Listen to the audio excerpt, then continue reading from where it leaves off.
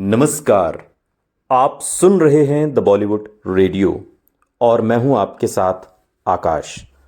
दोस्तों, आज के इस पॉडकास्ट में हम बात करेंगे राजेश खन्ना और आशा पारेख की। बॉलीवुड के पहले सुपरस्टार राजेश खन्ना और the glamorous queen Asha Parekh. इनकी फिल्मों में न सिर्फ बॉक्स ऑफिस पर धमाल मचाया बल्कि इनकी ऑन स्क्रीन केमिस्ट्री ने दर्शकों के दिलों में गहरी छाप छोड़ी। लेकिन पर्दे के पीछे इनकी दोस्ती और मजेदार नोकझोंक भी उतनी ही दिलचस्प है। तो सबसे पहले बात करते हैं इन दोनों सितारों के शुरुआती सफर की।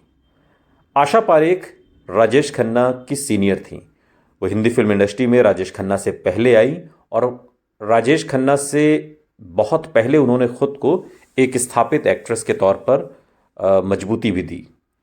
आशा पारेख ने साल 1959 में फिल्म दिल दे के देखो से अपने करियर की शुरुआत की और ठीक 10 साल बाद राजेश खन्ना की पहली सुपरहिट फिल्म आई आराधना।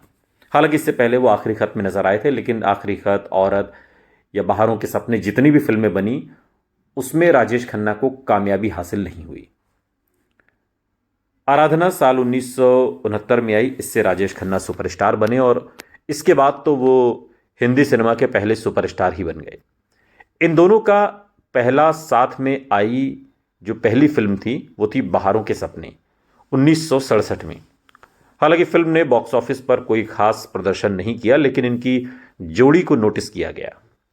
राजेश खन्ना और आशा पारेख ने कई सुपरहिट फिल्में दी, जिनमें कटी पतंग जो साल 1971 में आई सबसे यादगार फिल्म है।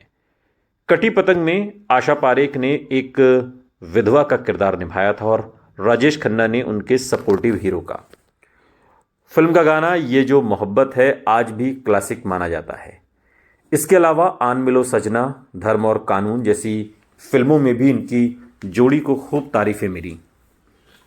इनकी ऑन स्क्रीन केमिस्ट्री इतनी सहज थी कि दर्शकों को हमेशा लगता था कि दोनों असल जिंदगी में भी एक दूसरे के बेहद करीब होंगे। और आज कि इस पॉडकास्ट में चूंकि हम बात सिर्फ ऑन स्क्रीन की नहीं कर रहे बल्कि ऑफ स्क्रीन की भी कर रहे हैं, तो बात पर्दे के पीछे की भी। राजेश खन्ना और आशा पारेख के बीच एक गहरी दोस्ती थी। आशा पारेख ने कई इंटरव्यूज में बताया है कि राजेश खन्ना सेट पर मजाकिया और चुलबुले स्वभाव के थे। एक बार कटी पतंग की शूटिंग के दौरान राजेश खन्ना ने आशा पारेख की ड्रेस को लेकर मजाक किया, जिससे वो थोड़ी नाराज हो गई। लेकिन बाद में उन्होंने खुद आकर माफी मांगी और दोनों हंसते हंसते सीन की शूटिंग उन्होंने पूरी की। राजेश खन्ना को आशा पारेख की डांसिंग स्किल्स से भी हमेशा जलन होती थी और वो मजाक में कहते भी थे कि तुम्हारे डांस की वजह से मैं हमेशा बैक सीट पर रहता हूं। आशा पारेख ने एक बार कहा था कि राजेश खन्ना को शॉट देने के बाद तुरंत मॉनिटर पर जाकर देखना पसंद है ताकि वो खुद को परफेक्ट कर सके। एक और किस्सा है इस किस्से से पहले का। ये फिल्म बहारों के सपने का किस्सा है। और बहारों के सपने फिल्म जब बन रही थी तब आशा पारेख एक बड़ी एक्ट्रेस हुआ करती थी और राजेश खन्ना उतनी पॉपुलर नहीं हुए थे, लोगों ने नोटिस नहीं किया था। आराधना रिलीज नहीं हुई थी, उससे पहले का ये किस्सा है। साल 1967 में आई बहारों के सपने। तो एक रोज शूटिंग सेट पर आशा पारेख बैठी हुई थी और राजेश खन्ना आए। आशा पारेख ने उन्हें स्माइल दी, भाई फिल्म के हीरो हैं। लेकिन राजेश खन्ना ने एक तरीके से आशा पारेख को इग्नोर कर दिया और अब इस पर आशा पारेख को बहुत बेइज्जती महसूस हुई और उन्होंने जाकर डायरेक्टर से कहा कि भाई ये किस तरीके का एटीट्यूड है। मैंने इन्हें हाय बोला, हेलो बोला और इन्होंने, काका ने तो मुझे कोई रिप्लाई नहीं किया और ये सीधे निकल गए अपना राजेश खन्ना।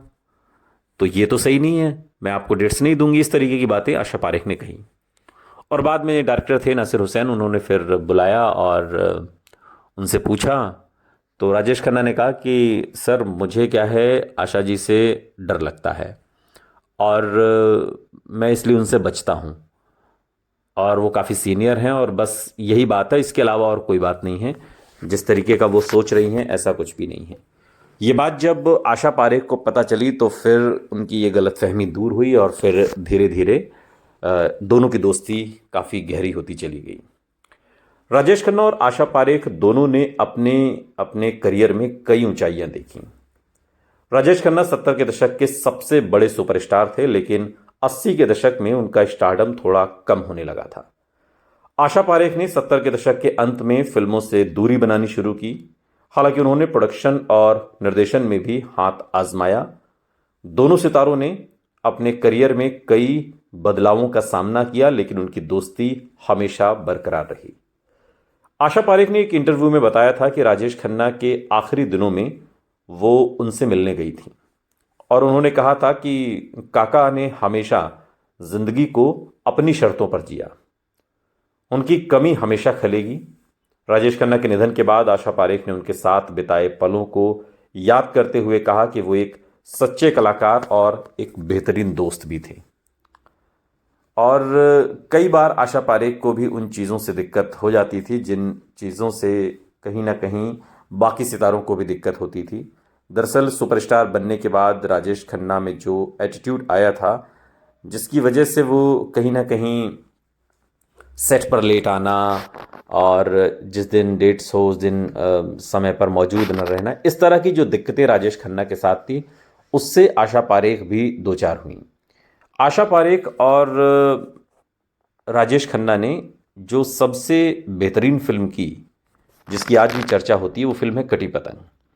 कटी पतंग में आशा पारेख का जो किरदार है वो एक ऐसी विधवा का है जो विधवा भी नहीं है, और राजेश खन्ना सपोर्टिंग हीरो के तौर पर हैं।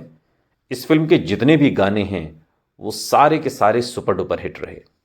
लेकिन ये फिल्म आशा पारेख को मिली कैसे, इसकी भी एक दिलचस्प कहानी है। दरअसल शक्ति सामंत ये चाहते थे कि इस फिल्म को वो अपनी आराधना और कटी पतंग, हमने एक पॉडकास्ट इससे पहले किया था और उसमें आपको सुनाई थी ये कहानी। एक ही रात में ये दोनों फिल्में तय हुई थी कि आराधना बनेगी और कटी पतंग बनेगी। गुलशन नंदा ने कहानी लिखी थी कटी पतंग। तो शक्ति सामंत ये चाहते थे कि आराधना की जो स्टार कास्ट है, यानी कि राजेश खन्ना और शर्मिला टैगोर, इन्हीं दोनों को साथ में लेकर फिल्म कटी पतंग बनाई जाए। लेकिन कटी पतंग में जो कैरेक्टर था हीरोइन का, वो सफ़ेद लिबास में था। पूरी फिल्म में हीरोइन सफ़ेद लिबास में होती है, कोई ग्लैमर नहीं है और पूरी फिल्म में सफ़ेद कपड़े हैं। उन्हीं दिनों दरअसल शर्मिला टैगोर की नवाब पटौदी, मंसूर अली खान पटौदी के साथ उनकी शादी हुई थी और शादी की ठीक बाद वो सफ़ेद लिबास में आना नहीं चाहती थी और इसलिए उन्होंने इस फिल्म को करने से मना कर दिया। और फिर ये फिल्म मिली आशा पारेख को और आशा पारेख ने इस फिल्म में जान डाल दी। इस फिल्म ने एक से बढ़कर एक गीत लिखे। जो मेरा पसंदीदा गाना इस फिल्म में आनंद बख्शी का लिखा हुआ है वो ये है, जिस गली में तेरा घर ना हो बालमा, उस गली से हमें तो गुजरना नहीं। ये मुझे गाना बहुत पसंद है और इस फिल्म में ढेरों ऐसे गाने हैं जो आपको भी पसंद होंगे। तो ये तो मुझे पसंद है। आपका पसंदीदा गाना कौन सा है, कमेंट बॉक्स में हमें ज़रूर बताइएगा। सुनते रहिए द बॉलीवुड रेडियो, सुनता है सारा इंडिया।